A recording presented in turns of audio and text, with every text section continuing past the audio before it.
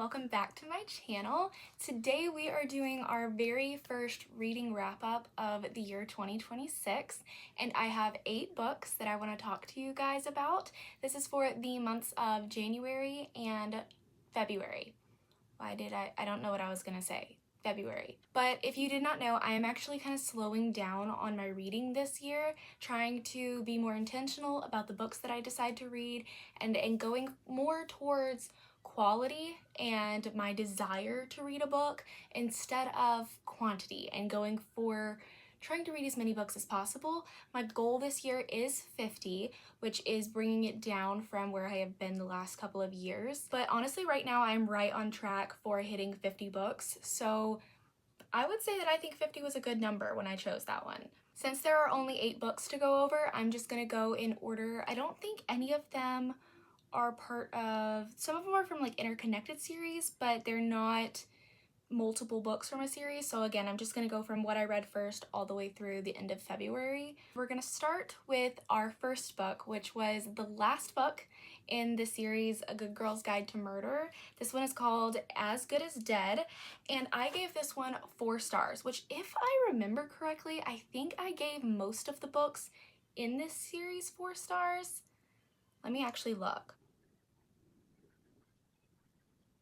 Okay, so I gave the first book 5 stars, I gave the second book 4 stars, and then I gave this one 4 stars as well. I felt like this was a really good conclusion to the story, but also at some points I was just kind of surprised how much Holly Jackson was able to get away with in like being descriptive and detailed in a young adult thriller mystery book, because oh my goodness, the things that happened in this book are not what I was expecting to happen, in a good way, but also in like a what kind of way. I don't know how else to put that without getting into spoiler territory. I just didn't expect the things that happened to happen the way they did. And it really caught me off guard, but I think it was done really well. So again, 4 stars, highly recommend the series. I think it is really great for younger readers. Well, we won't say kids. I wouldn't say kids. Things that have to do with murder and assault, just not really kid friendly, but I would say maybe teens and older teens, or even if you're in your 20s, I think you could enjoy this. I'm in my 20s, so I had a nice time reading it, and I just got into reading these within the last year and a half-ish. Then I apparently was in the mood to cry. My friends have been telling me for a while that The Last Letter by Rebecca Yarros was going to take my heart out and stomp on it, and I wasn't surprised when they told me that, because I have read a couple of her other books and they all made me emotional, and I've really enjoyed all of them. Her writing is just done really well. But when I started The Last Letter, and I knew it was a kind of military romance, except he's more ex-military, I knew that that was the case here. But this story went in a totally different direction emotionally than what I was expecting. And then when we got to the ending, I was just a complete and total mess. And again, I can't really get into that too much because I don't want to go into spoiler territory, but everybody that I know that has read this book has sobbed and was a complete and total mess, was shocked by the ending. I couldn't believe it. I was reading it and I was crying, and my 4-year-old was coming up to me being like, "Mom, what's wrong?"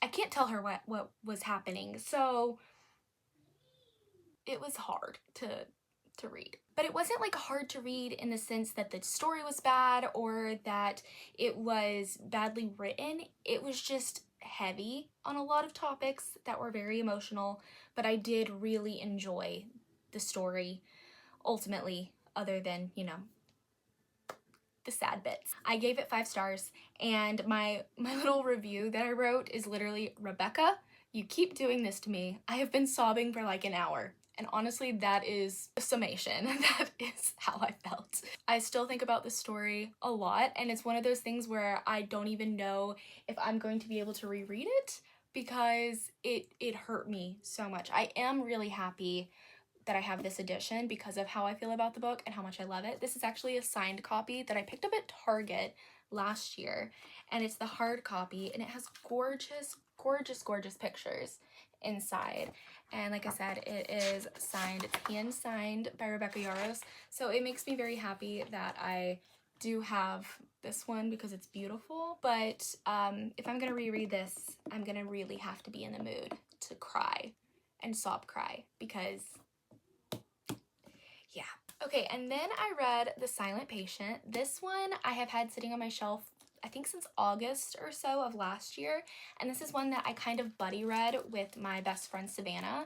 We both picked up a copy of this book at a library sale last year, and we went into this knowing that it had really good reviews and both thinking, you know, a thriller is going to be easy for us to get through, and I do think we each had an easy time reading it, but I also feel like the ending was a bit anticlimactic. Like I didn't know if it really needed to be put in there. So much so that by the time we got to the ending, I just kind of felt meh about it. I was not really interested in the very ending.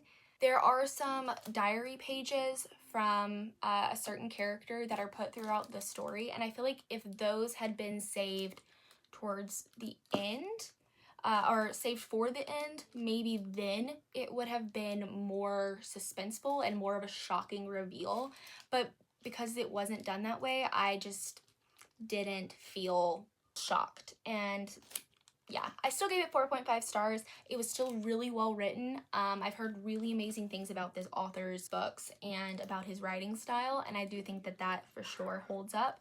So again, 4.5 stars. I would recommend. It's a different kind of mystery thriller than what I typically am reading, so I did enjoy the switch up from like a Frida McFadden type style that I'm used to. I am really trying to get through my physical TBR this year. I have so many books on my shelves that I haven't gotten around to because of the massive book slump I hit at the end of 2025. So I decided to try to read as many books that were on my physical TBR as I could recently, really only picking up things I'm interested in, but trying to get through my TBR. So I did pick up another book off of my TBR, and that was Atmosphere by Taylor Jenkins Reid. And if you've been watching my videos at all, you are probably familiar with the fact that I've had a mixed history with Taylor Jenkins Reid's books. I have read several of them, but the first one of hers that I ever read was The Seven Husbands of Evelyn Hugo, and that one just wasn't my favorite. We got to our kind of twist point of that book where we were supposed to all be shocked and, you know, surprised by what we were reading, and I just didn't feel that way. I felt like the rest of the story was much too boring leading up to that point, that it didn't balance each other out. So I didn't like that book, and I was really hesitant to read her other books because of that experience. But when I read Daisy Jones and the Six, I loved that one. Then I decided to read Carrie Soto is Back, and I absolutely loved that one because I did play tennis in high school, and I just thought it was an amazingly done story. The audiobook for it was outstanding, and when I heard this book was coming out, I was actually kind of excited for it because it's about astronauts, and female astronauts specifically is who we're focusing on. I just didn't expect to be going into this book and loving it so much that I would end up annotating it. I don't annotate really anything unless it's something that I may be doing with my friends, or maybe and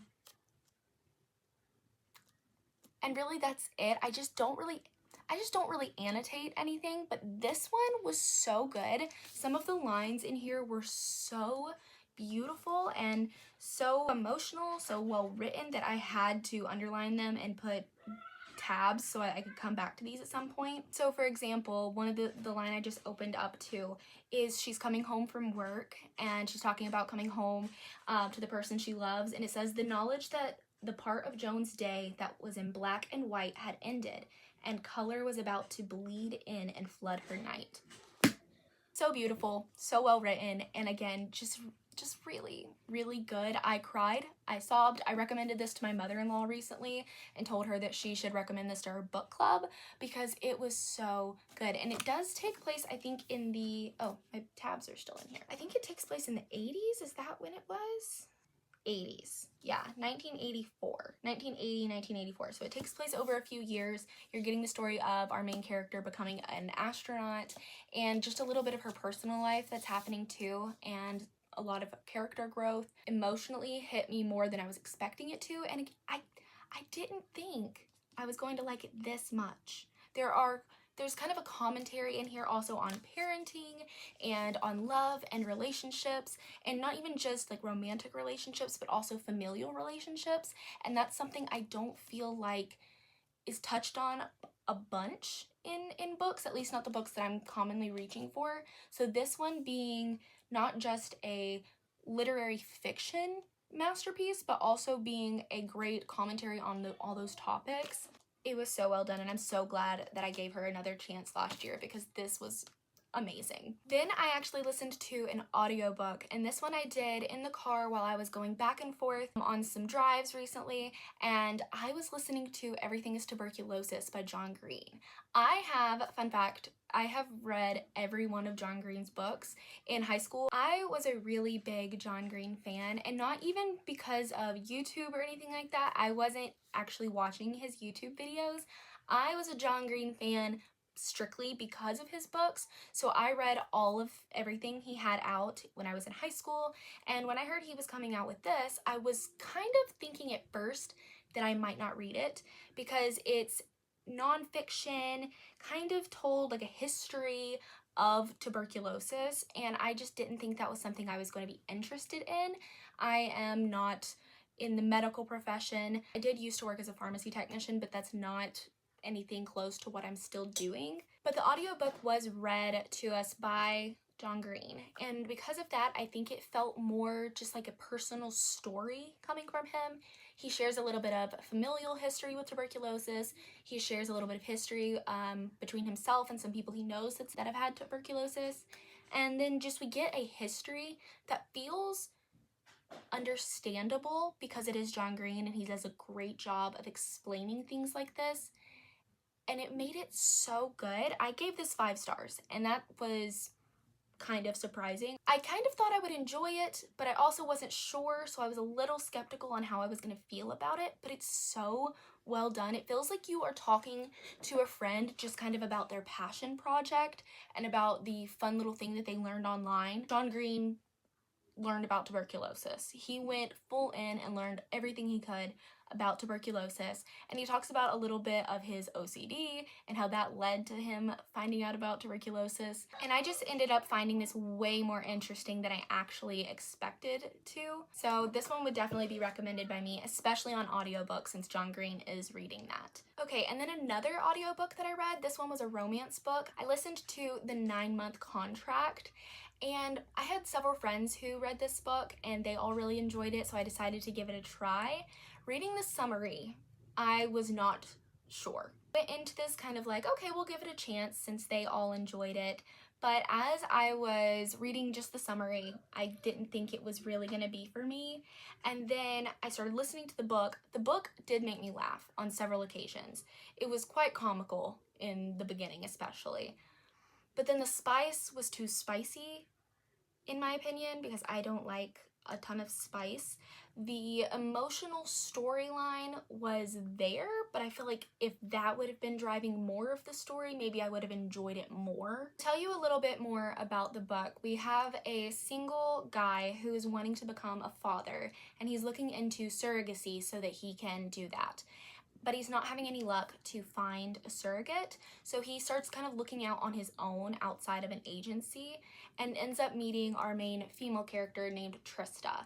And he offers Trista not just the opportunity to be his surrogate, but also the opportunity to have a place to live for free on his property, and she takes him up on that.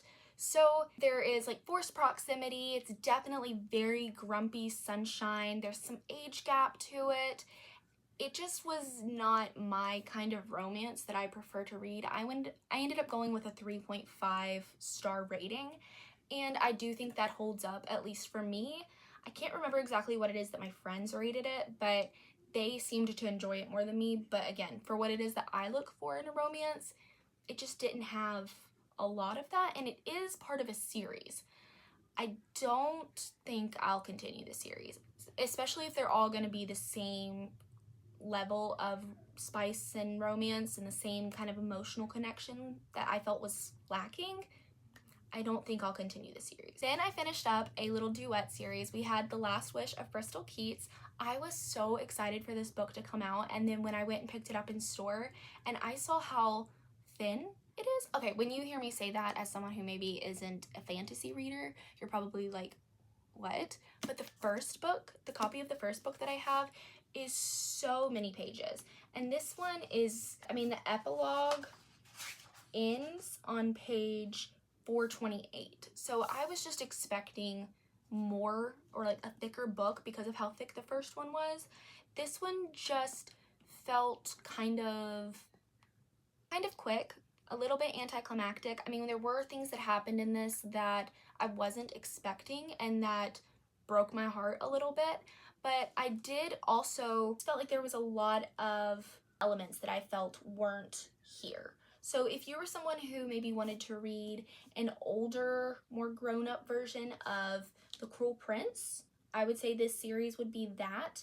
Except I did really appreciate kind of the way that this story ended. It wasn't my favorite ending, but I appreciated the fact that the author was trying to do something different. This was something that I have not experienced or seen in any fantasy books before, and I really did appreciate her trying to do something different with that. I thought that it was well done in that sense, but it still wasn't necessarily my favorite ending, if that makes sense. I liked it, but I didn't love it. I can't tell you too much about this book because it is the second book in the little duet.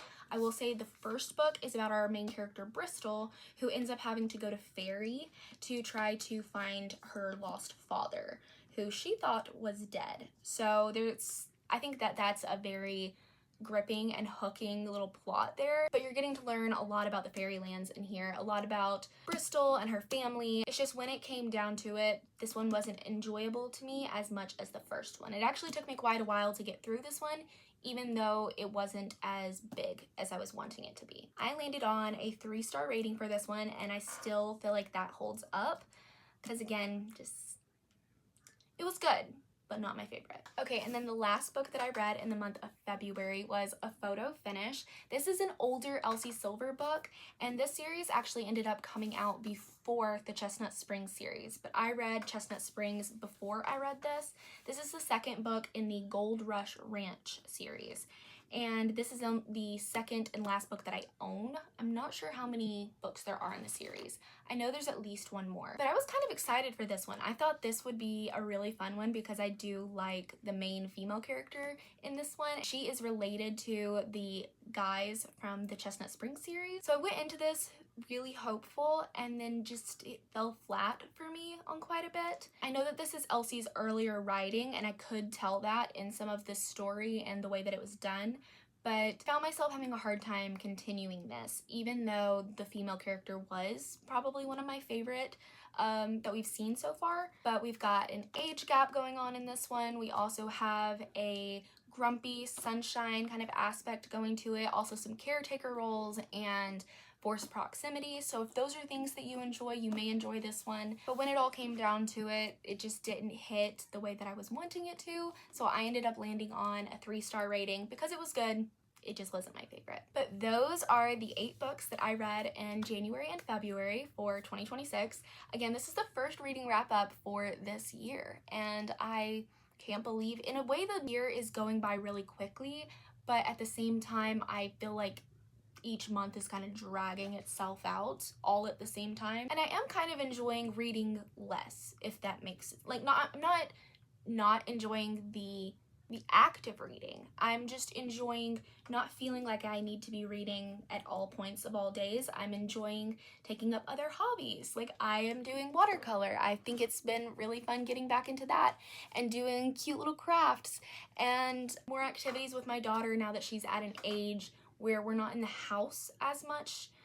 We're able to go out, go places, explore, do hobbies and activities together, and that kind of makes it hard for me to read as much as I have been in previous years. But we will see how many books I get read coming up soon for March and April. I'm gonna stick with, I think, doing 2 months in each reading wrap-up video, unless it's a lower number, then I might you know, stick some more together and do 3. But thank you guys for watching this video. I hope you were able to find something that you're interested in reading, or maybe learn a little bit more about a book that you've been seeing around on the shelf of your local bookstore, or maybe you've seen it in a couple other people's book wrap-ups or book videos. You know, if you are planning to read any of these books that I mentioned today, and I will see you guys in my next video. Bye.